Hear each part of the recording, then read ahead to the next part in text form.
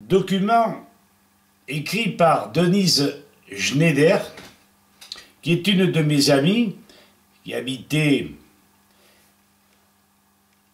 dans les Ardennes à Bourg-Fidèle. Voici son récit. Elle dit d'ailleurs, au départ, à quand un état d'urgence pour l'environnement, pour la santé publique? Le livre noir du capitalisme reste à écrire, s'exclame Marc Lémé le 30 novembre 2015.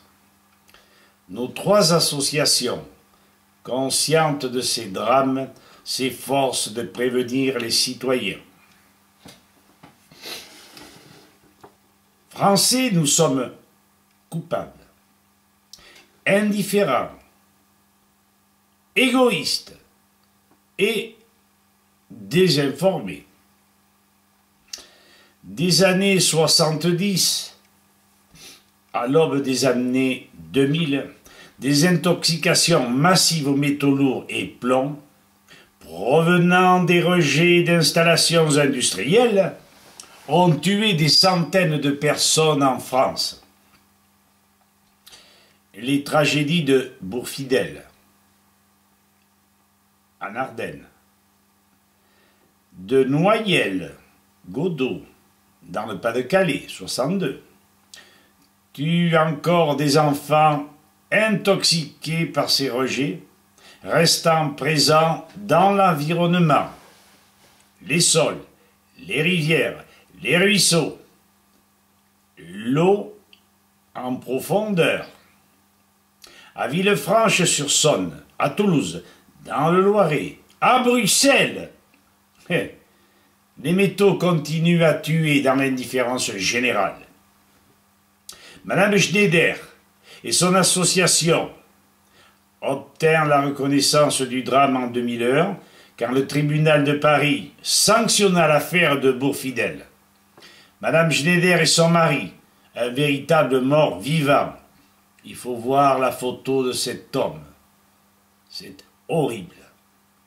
Et depuis des années, il subit ce calvaire. Ces deux personnes, entre autres, sont victimes et lancent un cri de désespoir aux Français. Et le maire de ce Bourg-Fidèle a tellement ennuyé cette femme, alors que des centaines de bêtes mouraient dans d'atroces souffrances. Restons-en là. La majorité des enfants de Bourg-Fidèle soumis aux analyses de plombémie sanguine étaient en 2002 victimes d'intoxication saturnine. Suivant le rapport du CIREI, S-C-I-R-E-I. Ma foi, je ne me rappelle plus les définitions exactes. Ces enfants n'ont fait l'objet d'aucun suivi sérieux depuis lors. La situation des générations antérieures et postérieures est identique. Même risque pour les enfants exposés. Au final, des centaines de victimes, enfants et adultes, de pathologies saturnines. Nous ne parlons pas du bétail, nous ne parlons pas des animaux sauvages, des animaux domestiques. Il y aurait trop à dire. De nouvelles valeurs seuil indiquent un risque de contamination par le plomb et les métaux lourds, non pris en compte par les agences régionales de santé, ARS. Le risque saturnin, si minime soit-il, existe dès que le taux seuil de 0 est dépassé pour les sols. L'agence régionale Santé Champagne-Ardenne a publié récemment ses recommandations de prévention sanitaire pour le village sur le site industriel de Bourg-Fidèle, contaminé gravement par l'activité de l'établissement Métal Blanc qui traite les batteries au plomb et autres composants métalliques.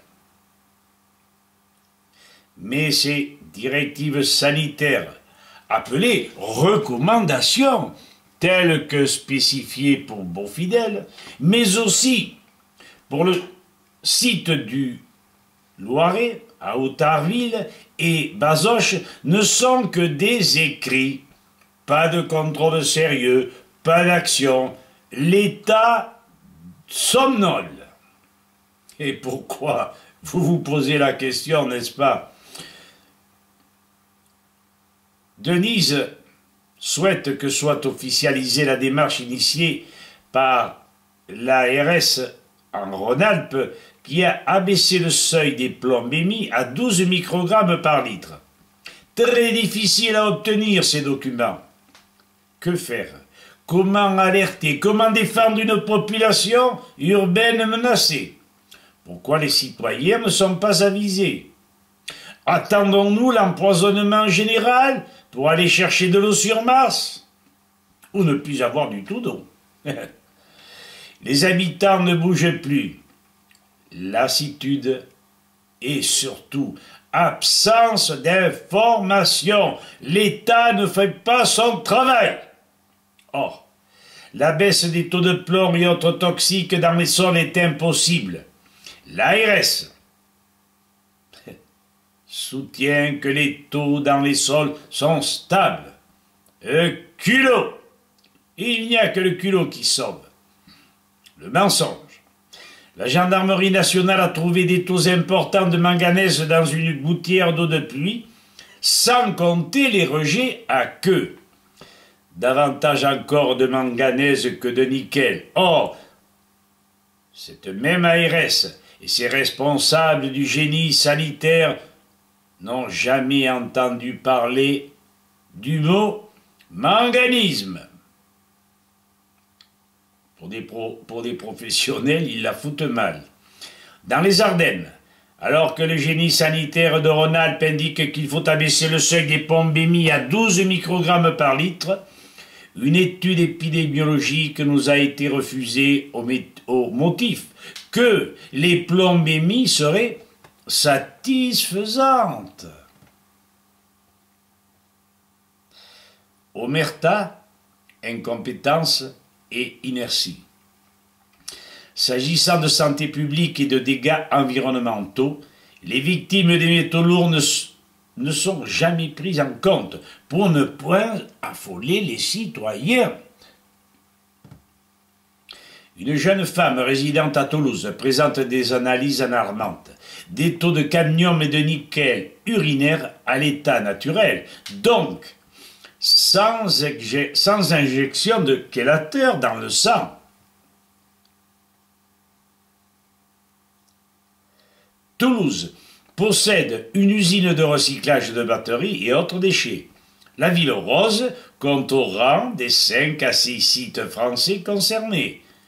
Qui le sait? Je suis sûr que notre ami, le docteur Ogareff, ne le sait pas. Tant que les riverains ne lanceront pas l'alerte, Toulouse sera rongée en silence par les mêmes toxiques que ceux qui minent les malades chroniques des sites similaires. La jeune femme de Toulouse est inapte au travail et souffre tellement qu'elle envisage le suicide. Et tout le monde reste les bras croisés ou se bouche les oreilles. Il faut retenir que les brins d'ADN sont brisés par le cadmium et que les métaux toxiques rentrent dans le noyau de la cellule suite à leur liposolubilité. 2 très grandes villes ne sont pas encore défendues contre les méfaits d'usines obsolètes, comme celle de métal blanc à Beaufidèle. Toulouse, usine STCM, et Bruxelles, usine FMM, sont dans le même cas. Nous savons déjà que Bruxelles est gravement touchée. Elle le sait. Les Bruxellois, je ne sais pas. Constat d'huissier et analyse de sol à l'appui. Notre immense dossier est à la disposition des instances officielles. Ils font, avec les journalistes, la sourde oreille. Il est temps par ailleurs que l'Institut national de la veille sanitaire, l'INVS, fasse la différence entre un empoisonnement chronique et une soi-disant allergie. Terme commode pour se voiler la face, mais voiler la face des citoyens. Et il parle de fausses nouvelles, les salopards. Les fiches toxicologiques du CNRS sur le cadmium, le nickel, le manganèse sont éloquentes, mais ne semblent pas être consultées par les fonctionnaires concernés.